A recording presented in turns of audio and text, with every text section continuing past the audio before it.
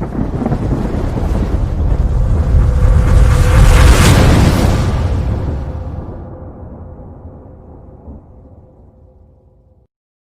Students, I hope you all are very well और आपकी preparation अच्छे से चल रही होगी और आपको कोई भी डाउट नहीं होगा।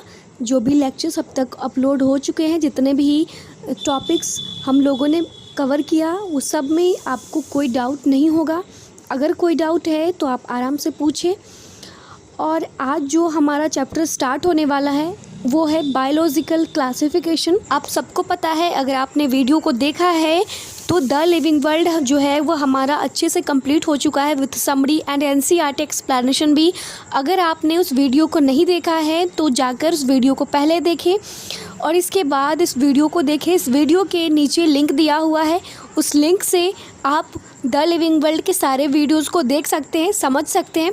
देन आप बायोलॉजिकल क्लासिफिकेशन पे आए, क्योंकि जब तक आपका बेस क्लियर नहीं होगा आपको बायोलॉजिकल क्लासिफिकेशन समझ में नहीं आएगा। इसलिए पहले द लिविंग वर्ल्ड को अच्छे से समझिए, उसे देखें, कोई प्रॉब्लम हो पूछे, देन आप बायोलॉजिकल क्लासिफिकेशन पे आए।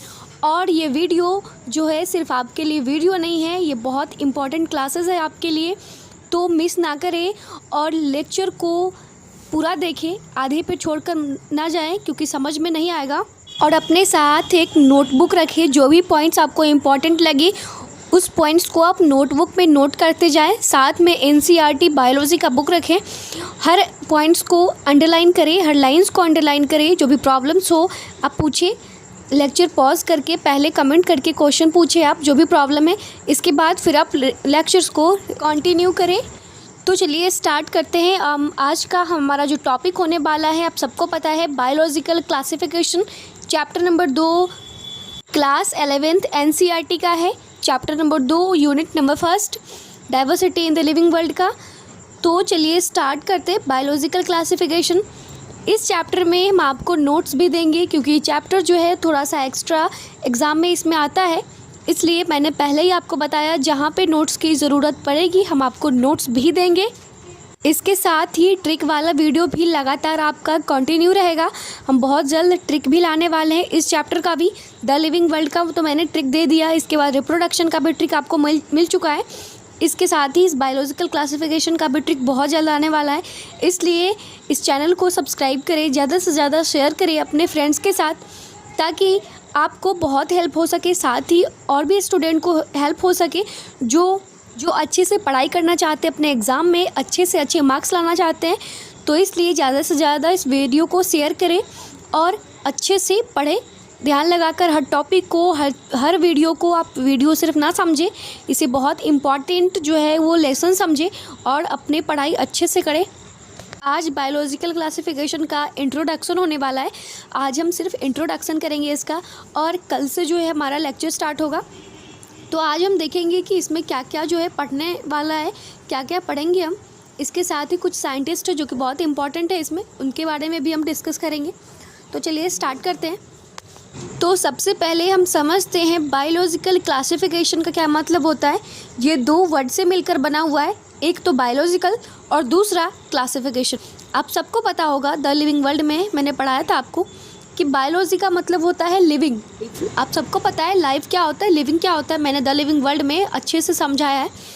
तो बायोलॉजिकल का मतलब होता है लिविंग और क्लासिफिकेशन का मतलब होता है बांटना, उसे अलग अलग कैटेगरी में, सब कैटेगरीज में उसे डिवाइड कर देना, उसे बांट देना ही बायोलॉजिकल क्लासिफिकेशन का मतलब है।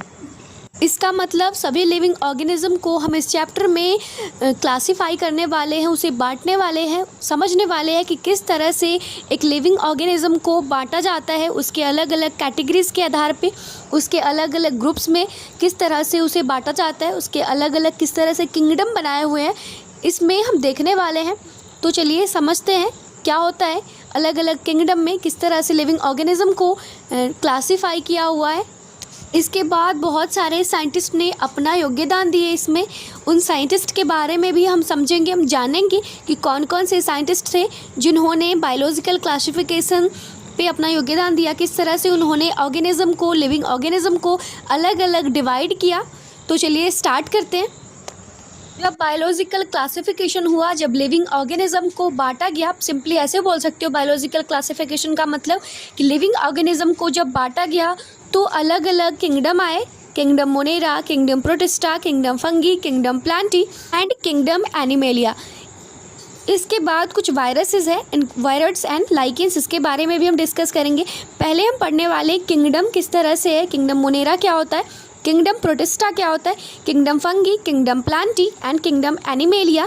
जिस तरह से इसमें अलग अलग लिविंग ऑर्गेनिज्म को रखा गया है, किस तरह से डिवाइड किया गया है, हम सारे पढ़ने वाले इसमें अलग अलग किंगडम्स को डिटेल में पढ़ेंगे, डिटेल में समझने की ट्राई करेंगे। आज का हमारा जो इंट्रोडक्शन वीडियो, इसलिए आज ये सब हम डिस्कस नहीं करेंगे। आज हम सिर्फ इंट्रोडक्शन पार्ट पे डिस्कस करेंगे कि क्या क्या हम इस चैप्टर में पढ़ने वाले हैं, क्योंकि सबसे ज़्यादा इम्पॉर्टेंट ये होता है कि आप पढ़ क्या रहे हो, ये सबसे ज़्यादा इम्पॉर्टेंट है। इसलिए चैप्टर स्टार्ट करने से पहले आपको ये पता होना चाहिए कि आप पढ़ क्या रहे हो, क्या क्या आपका सिलेबस है, क्या आपको पढ़ना है, क्या आपका कंटेंट है, क्या एनसीईआरटी में दिया हुआ है। हमें ना ही उससे ज़्यादा पढ़ना है और ना ही उससे कम पढ़ना है। जो भी सिलेबस में दिया गया है, जो भी एग्ज़ाम के पॉइंट ऑफ व्यू से इम्पॉर्टेंट है, वो हम सब देखेंगे। एक्स्ट्रा कुछ भी नहीं पढ़ेंगे जो एग्ज़ाम के लिए इम्पॉर्टेंट ना हो, फालतू में हमारा टाइम वेस्ट ना हो, इसलिए जो इम्पॉर्टेंट है वही पढ़ेंगे हम। तो स्टार्ट करते हैं। पहले जो ये सीक्वेंस है, आपको याद रखना है सीक्वेंस को। किंगडम का जो 5 है, kingdom Monera, kingdom protista, kingdom fungi, kingdom Plantae and kingdom animalia. इस सीक्वेंस को आपको याद रखना है। आई होप कि आपको याद हो जाएगा। ये ज़्यादा टफ नहीं है, लेकिन आपको टफ लग रहा है। बायोलॉजिकल क्लासिफिकेशन का 1-2 दिन पहले मैं ट्रिक भी दी थी इसका, आप उस ट्रिक से इसे ईजिली याद कर सकते हो। वो ट्रिक डिस्क्रिप्शन में हम दे देंगे लिंक, आप उस ट्रिक से इस जो सीक्वेंस है उसे याद कर सकते हो, क्योंकि इम्पॉर्टेंट है सीक्वेंस। बिना सीक्वेंस का आप समझ नहीं पाओगे, इसलिए सीक्वेंस याद रखना है। तो चलिए आगे बढ़ते हैं हम। हमारा जो आज का टॉपिक होने वाला है वो है बायोलॉजिकल क्लासिफिकेशन। आप सबको पता है, इसमें जो इंट्रोडक्शन में पढ़ने वाले कुछ साइंटिस्ट के बारे में हम डिस्कस कर लेते हैं। तो चलिए हम बात करने वाले हैं आज सबसे ग्रेटेस्ट साइंटिस्ट के बारे में, और वो है एरिस्टोटल। आप सबको पता है, आप सब ने उनके बारे में सुना है। एरिस्टोटल, जिन्हें father of biology and father of zoology कहा जाता है। बायोलॉजी के फील्ड में उन्होंने बहुत ज़्यादा वर्क किया है।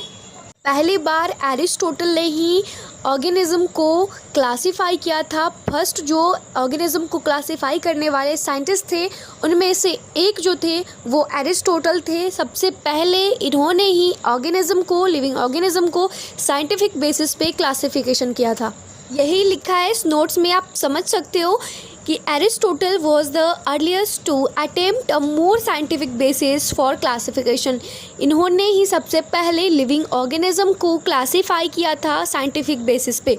ही used simple morphological character to classify plants into.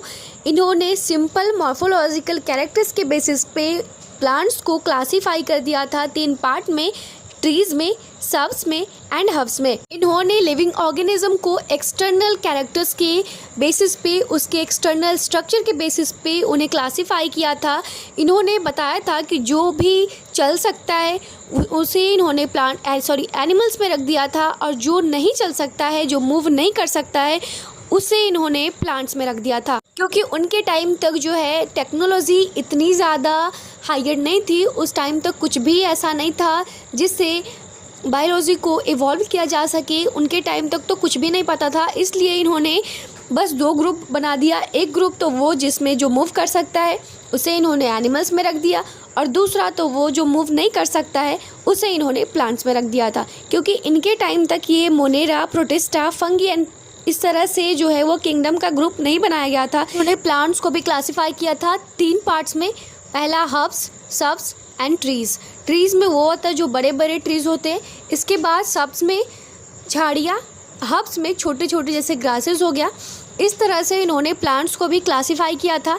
इसके बाद इन्होंने एनिमल्स को क्लासीफाई किया था प्रेजेंस और अब्सेंस ऑफ रेड ब्लड का। इसका मतलब क्या हुआ कि जिस एनिमल्स में रेड ब्लड है उसे इन्होंने बोला, और जिस एनिमल्स में रेड ब्लड सेल जो है वो अब्सेंट है, रेड ब्लड अब्सेंट है, उसे इन्होंने अनाइमा बोल दिया।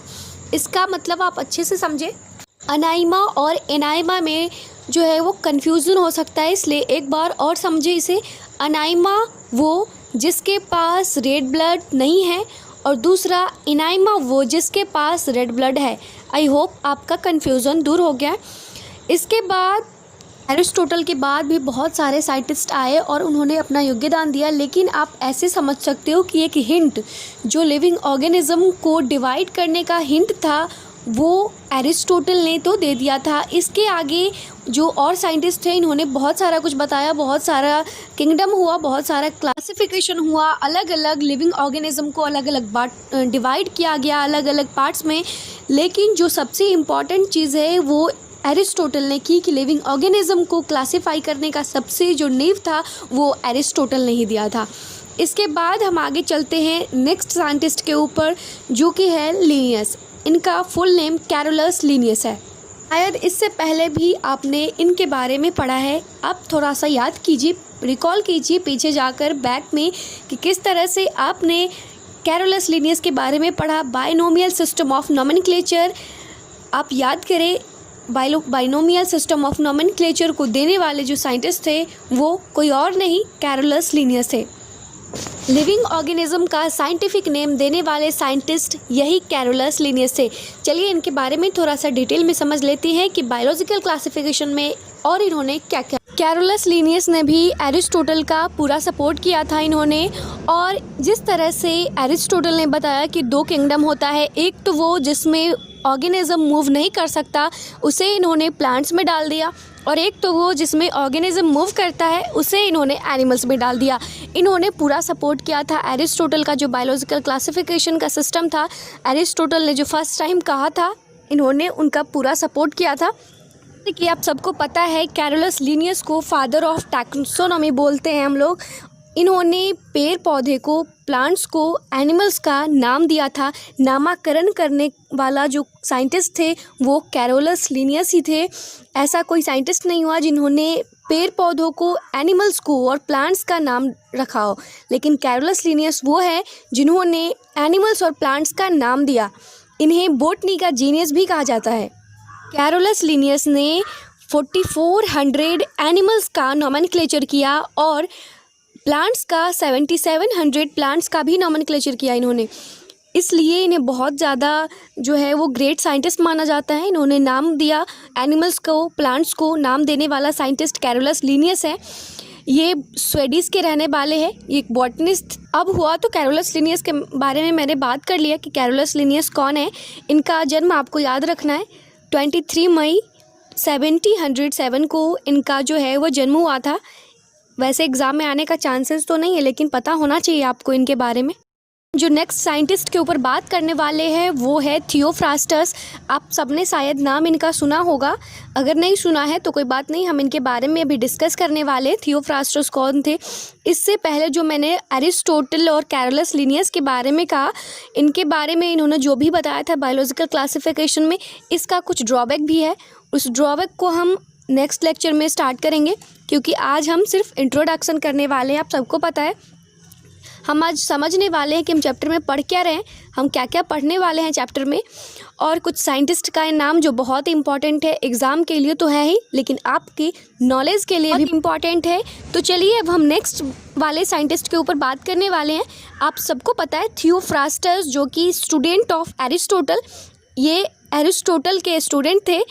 इन्होंने जो है बहुत सारे वर्क किया है बायोलॉजी के अंदर। ये ग्रीक बॉटनिस्ट थे। उन्होंने 500 प्लांट्स के बारे में बताया था, जिसका इम्पॉर्टेंट फूड और मेडिसिन वाला जो प्लांट्स होता है और जो खाने वाला होता है, बहुत सारे प्लांट्स आपको पता है, जैसे फल वाला हुआ, तो बहुत सारे प्लांट्स के बारे में इन्होंने बताया था जिनका फूड और मेडिसिनल वैल्यू था। ये बहुत ज़्यादा इम्पॉर्टेंट बात है कि 500 प्लांट्स के बारे में बताना। इसके साथ ही इन्होंने 480 प्लांट के स्पीसीज़ को, आप समझ सकते हैं 480 प्लांट्स नहीं, 480 प्लांट्स स्पीसीज़ के बारे में इन्होंने बताया था। इसको इन्होंने 4 ग्रुप्स में डाला था, हर्ब्स, अंडरसर्ब्स, सर्ब्स एंड ट्रीज़। जैसा कि आप स्क्रीन पे देख सकते हैं, हर्ब्स, अंडरसर्ब्स, सर्ब्स एंड ट्रीज़। जिस बुक में इन्होंने बताया था 480 प्लांट्स के बारे में, उस बुक का नाम है, आप सबको याद करना होगा, बहुत अच्छे से इस बुक को समझ लीजिए, हिस्टोरिया प्लांटरम। इनका एक ओल्डेस्ट अवेलेबल लिटरेचर है बॉटनी के फील्ड। पुराना लिटरेचर बॉटनी के फील्ड में नहीं है, इसलिए आपको ध्यान से इसे समझना होगा। हिस्टोरिया प्लांटेरम एक बुक है जिन्होंने थियोफ्रास्टस ने लिखा था इस बुक को, और इस बुक में जो है उन्होंने 480 प्लांट्स के बारे में बताया था, उनके स्पीसीज़ के बारे में, 480 प्लांट्स के स्पीसीज़ के बारे में इन्होंने इस बुक में बताया था। और इसके साथ ही इन्होंने तरह से एरिस्टोटल ने ऑर्गेनिज्म को डिवाइड किया, बायोलॉजिकल क्लासिफिकेशन, साइंटिफिक क्लासिफिकेशन किया, ऑर्गेनिज्म को अलग अलग ग्रुप्स में इन्होंने डिवाइड कर दिया एरिस्टोटल ने। उसी तरह से थियोफ्रास्टस ने भी उस पर वर्क किया और इन्होंने भी मॉर्फोलॉजिकल कैरेक्टर को कंसीडर करके इसका हैबिटेट के बारे में इन्होंने बताया थियोफ्रास्टस ने कि अगर हम किसी ऑर्गेनिज्म को डिवाइड करते हैं तो सबसे पहले मॉर्फोलॉजिकल कैरेक्टर्स तो देखना ही है, साथ में इन्होंने हैबिटेट का भी जिक्र किया, इसलिए ये सबसे इम्पॉर्टेंट चीज़ है। हैबिटेट के बारे में थियोफ्रास्टस ने बताया कि ऑर्गेनिज्म को डिवाइड करते साथ ही हैबिटेट का भी ध्यान रखना ज़रूरी है। तो आप सबको पता हो गया। सबसे पहले बात तो इन्होंने मॉर्फोलॉजिकल कैरेक्टर को देखा ही, एक्सटर्नल कैरेक्टर आप बोल सकते हो, एक्सटर्नल स्ट्रक्चर आप बोल सकते हो। उसके साथ ही इन्होंने हैबिटेट के बारे में कि ऑर्गेनिज्म किस तरह से रहता है वो इन्होंने बताया, इसलिए ये अपने आप में बहुत इंपॉर्टेंट बात है कि हैबिटेट के बारे में बताने वाले साइंटिस्ट जो थे वो थियोफ्रास्टस थे। तो चलिए साइंटिस्ट के बारे में जो भी बताना था हमने बता दिया आपको, कुछ इंपॉर्टेंट साइंटिस्ट के बारे में। इसी तरह से हम हर चैप्टर में साइंटिस्ट के बारे में बताएंगे, जो भी साइंटिस्ट होंगे इम्पॉर्टेंट जो है उनके बारे में हम बताएंगे, क्योंकि आपके नॉलेज के लिए तो 100% इम्पॉर्टेंट है और साथ ही एग्ज़ाम के लिए भी बहुत इम्पॉर्टेंट है। चलिए आज हमारा लेक्चर यहीं तक कंप्लीट हुआ। नेक्स्ट लेक्चर में हम बात करने वाले चैप्टर को स्टार्ट करेंगे। हम चैप्टर एनसीईआरटी का हर लाइन्स हम देखने वाले हैं, समझने वाले हैं।